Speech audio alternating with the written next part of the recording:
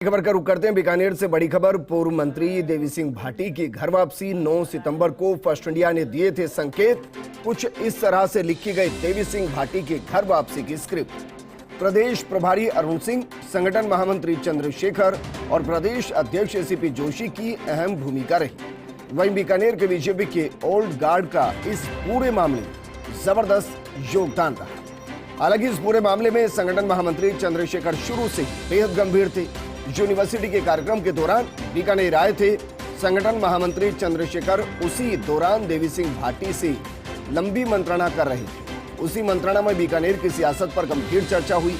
दोनों नेताओं ने मंच पर भी साथ साझा की तस्वीर।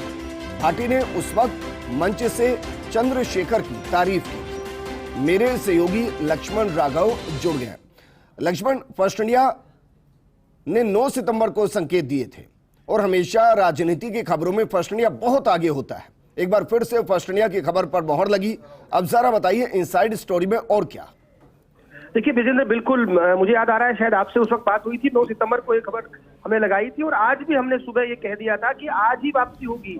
उस वक्त भी बहुत लोगों को शक हुआ था। और विजेंद्र, मैं आपको बताऊं इनसाइड स्टोरी की बात, मतलब भाजपा के बड़े नेता तक भी ये कह रहे थे कि आज नहीं कल होगा।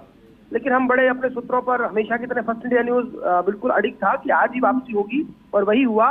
मैं आपको बता दूं, ये स्क्रिप्ट जो लिखी गई, चंद्रशेखर की बड़ी भूमिका रही। अरुण सिंह इस पूरे मामले में, क्योंकि सजातीय नेता है, आप जानते हैं विजेंद्र, राजपूत नेता है दोनों ही, वो एक कहीं ना कहीं कनेक्टिविटी बनी। और उसके अलावा सीपी जोशी और तमाम लोग सक्रिय रहे। बीकानेर भाजपा के एक ओल्ड गार्ड की इसमें खास भूमिका रही, जिन्होंने दोनों पक्षों को साधा। मैं आपको बता दूं विजेंद्र, बहुत सारे अंदर खाते नहीं चाहते थे देवी सिंह भाटी की वापसी हो।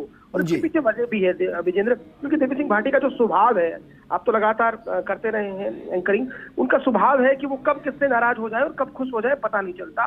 कई बार ऐसे मुद्दों पर बोल जाते हैं, उन्हें लगता है जो कि सच है तो वो बोल जाते हैं। और उसकी वजह से बहुत सारे लोग नहीं चाहते थे कि वो आए। खासतौर पर एक बड़ा गुट था। लेकिन देवी सिंह भाटी का जो एक ये कहिएगा करिश्मा है, वो खासतौर पर राजपूत मतदाताओं में वो बड़ा है। और इसी के चलते भाजपा ने इस बात को समझा और दूसरी सीटों को साधने के लिए किया। अब कोलायत में क्या होगा वो अलग बात है, लेकिन दूसरी सीटों पर वो बहुत प्रभाव डालने वाले हैं, ये बात कही जा रही है। अच्छा लक्ष्मण, क्योंकि आज आपने देखा होगा उनको जब घर वापसी कराई जा रही थी तो 2 सवाल हैं। पहला सवाल तो है कि उन्होंने खुद अपने बयान में कहा कि अर्जुना मेघवाल के साथ अब कोई गिला शिकवानी बातचीत हो गई है, क्योंकि आप वहां की राजनीति के नब्ज को समझते हैं। ये कहें कि मतभेद खत्म हो गया है या कहें कि मनभेद भी भुला दिया गया। अच्छा, दूसरा ये कि राजेंद्र राठौड़ जब उनको घर वापसी करा रहे थे तो उतना गर्मजोशी नजर नहीं है जितना बाकियों को बीजेपी का गमछा पहनाते हुए नजर आया।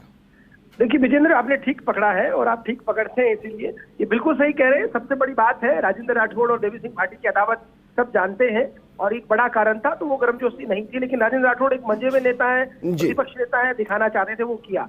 दूसरा जो आपने बात कही कि कहीं ना कहीं देखिए देवी सिंह भाटी का जो करियर रहा है वो इस तरह का है कि 7 बार लगातार जीते हैं, तो वो एक इम्पोर्टेंट हो जाता है। हालांकि 2 चुनाव उनके, एक बार खुद हारे और एक बार उनकी पुत्रवधू हारी है।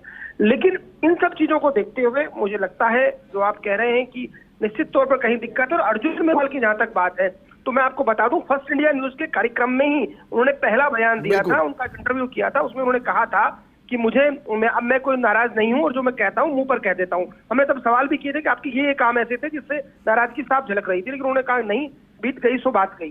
तो मुझे लगता है कहीं ना कहीं खिचड़ी पक रही थी अंदर खाने, और ये कोशिश की जा रही थी कि अर्जुन मेघवाल भी, जो कि लोकसभा चुनाव लड़ना है, वो भी जानते हैं, समझते हैं। और इस वक्त आप जानते हैं अमित शाह और मोदी के आंख के तारे हैं वो, तो स्वाभाविक तौर पर उनको भी लग रहा था कुछ चीजें हो जाए। तो मुझे लगता है ये दलित राजपूत समीकरण भी साधे जाएंगे और देवी सिंह भाटी अभी तो यही है। लेकिन जो दूसरी बात आपने कही कि मनभेद और मतभेद, तो ये तो राजनीति में आप अच्छे से समझते हैं, इतनी आसानी से कहां भूले जाते हैं।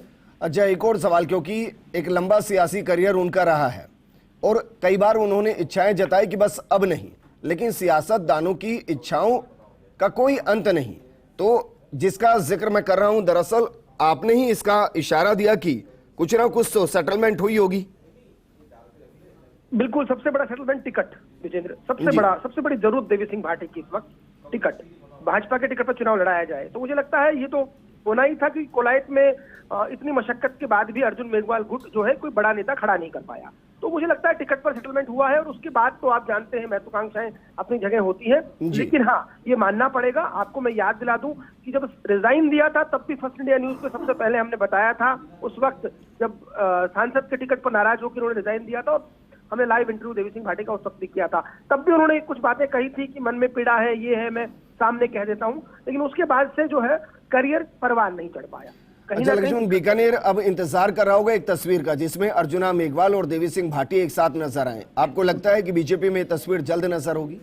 बिल्कुल, निश्चित तौर पर बीकानेर को ये इंतजार निश्चित तौर पर है, और बीकानेर को है कि नहीं, पर देवी सिंह भाटी समर्थकों को जरूर होगा कम से कम, कि वो एक तरह से आप समझिए इसकी दूसरी कहानी भी कि अर्जुन मेघवाल इस वक्त बहुत टैलेंट लीडर है इंडिया के, भारत के, आप जानते हैं इस बात को, और देवी सिंह भाटी की वापसी हो जाती है बहुत ज्यादा हाँ भराए बिना, बहुत ज्यादा स्वीकारोक्ति के बिना अर्जुन मेघवाल की। तो इसका मतलब भाजपा का जो पैटर्न है, दरअसल वो चुनाव जीतने के लिए वो होमवर्क करते हैं, वर्कआउट करते हैं, और मुझे लगता है यही एक कहानी है। ठीक है लक्ष्मण, शुक्रिया तमाम जानकारी हमारे साथ साझा करने के लिए।